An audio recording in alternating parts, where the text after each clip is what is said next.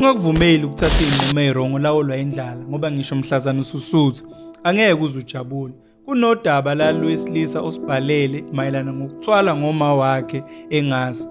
Lwesilisa igama lakhe uSakhile Ntuli, udabuka ngapha endaweni yakwaMhlaba iyalingana eMbozo. uSakhile ukhule ekhaya kube yi-firstborn. Kube umfowabo omncane uNkandle kanye nosisi wakhe ona-15 uNomalanga.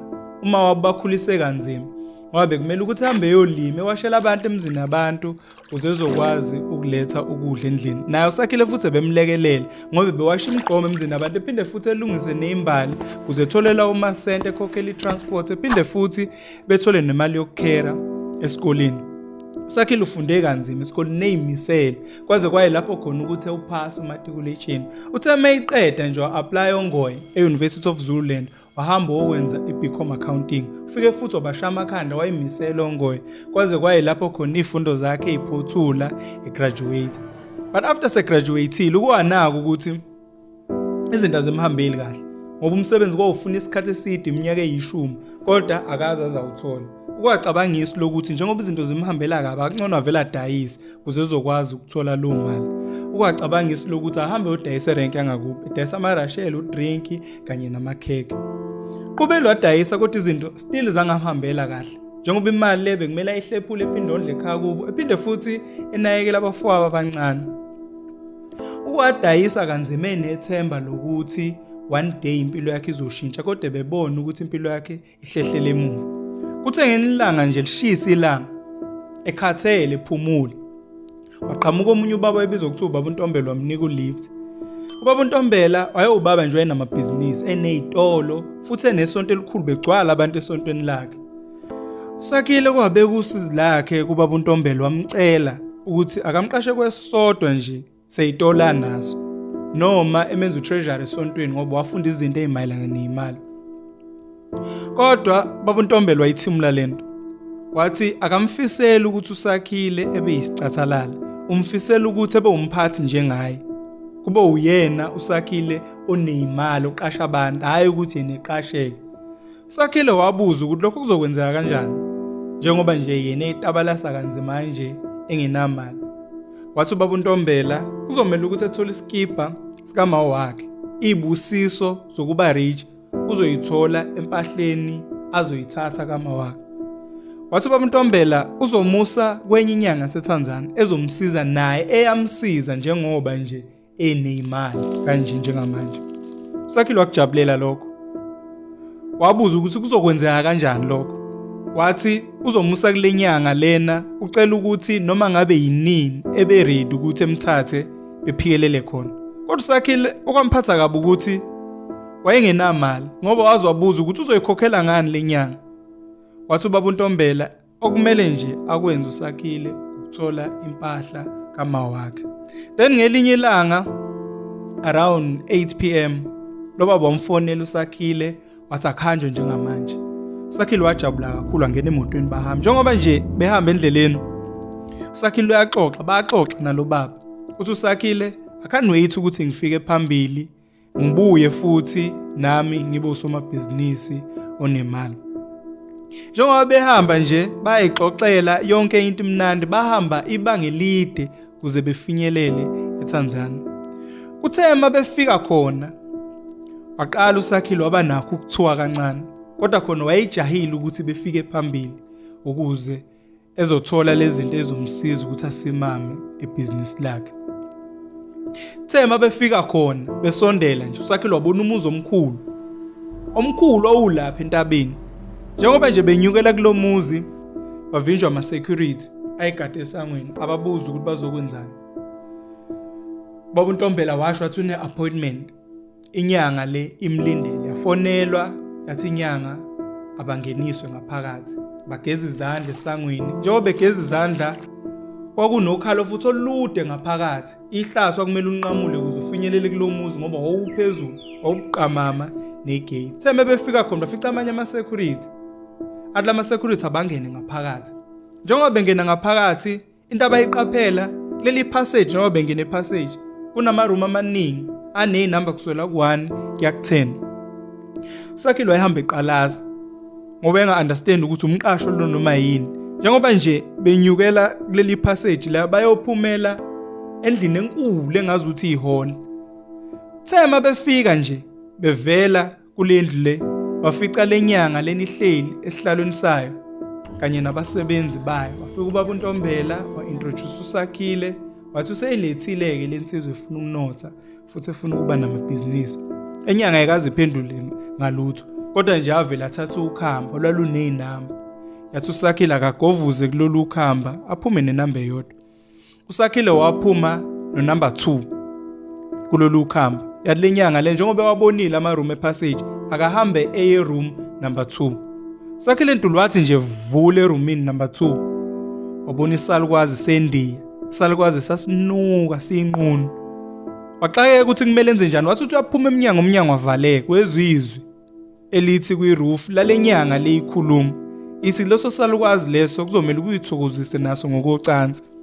So Sakhile sivula umnyango laphinda futhi laqhamuka izwi lathi angeke uzuphume lapho. If awuyenzi lonto uzovaleleka lapho uzubole nawe njengaleso salukwazi.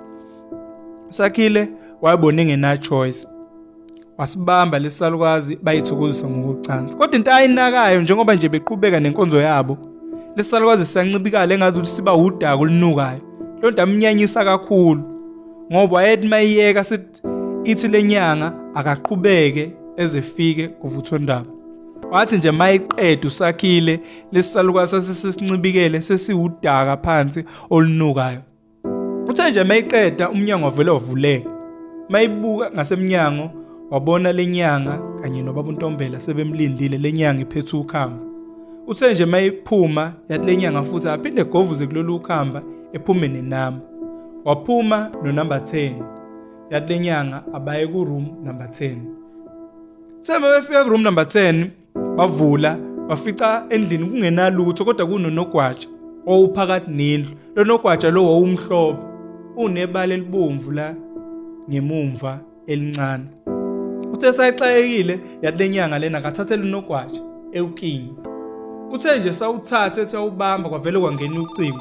Ufonela usisi wakhe uNomalanga ekhala ethi uma wabo khona into emkinyayo uzwe ngazi ukuthi kunento emncinyayo la esifubeni uphelelwe umoya akasakwazi ngisho ukuphefumula.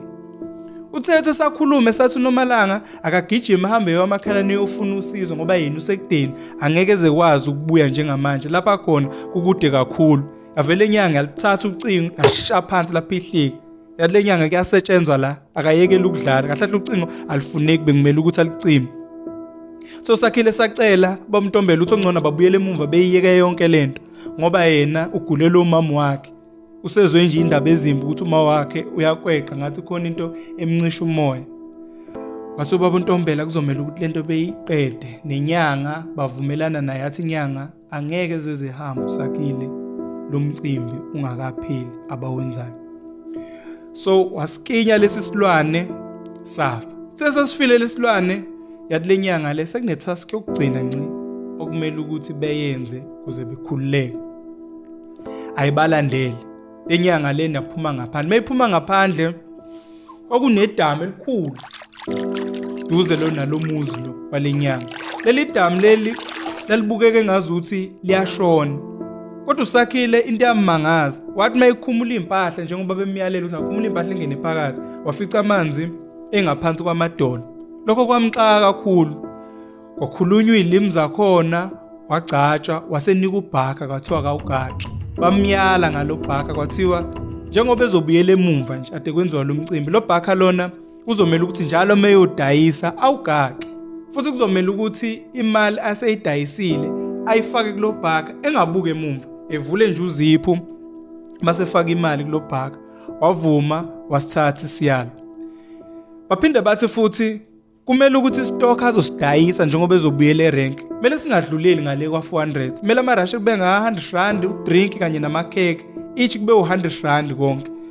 So waxakeka ukuthi lokho uzokwenza kanjani? Shuthi ngeke ayenze phela imali eningi mase sebemkalela bona ukuthi amarashel akabe nga 100 rand udrink oka 100 rand namakheke konke. Kodwa waba nethemba lokuthi lento abamnike yona izomphumelelisa.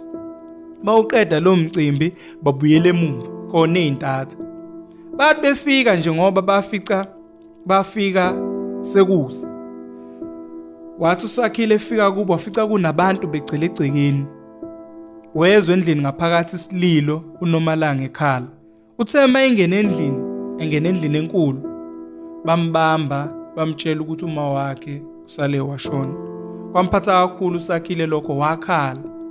Waze wahamba wayobikela ubaba uNtombela ukuthi sekunesehlo esesibe khona. Ubaba uNtombela waba nesihe wathi zonke indleko zomngcwabo uzoyithatha. After sayithathile indleko zomngcwabo konke kwenziwa amalungiselelo wangcwatsha uma wakhe.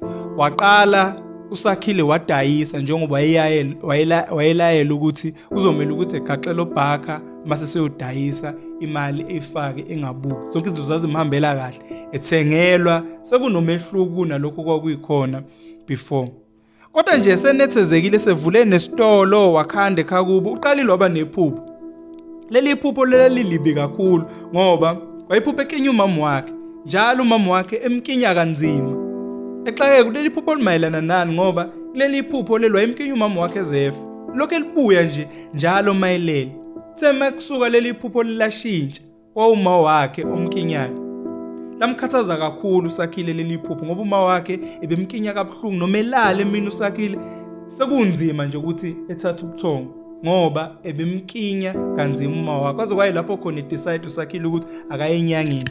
Wathi mayifika enyangeni yathi inyanga wena Sakhile wathatha isithwalo sobhaka.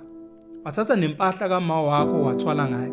uSakhile wayithimula lento ngoba wayazi yena ukuthi akathwalanga ngoma wakhe. Wayazi ukuthi yena wahamba olungisa nje into zakhe ukuthi endlondlobala kwezamabhizinisi. Kodwa inyanga yaqhubeka imtshela ukuthi wena uthwale ngoma wakho.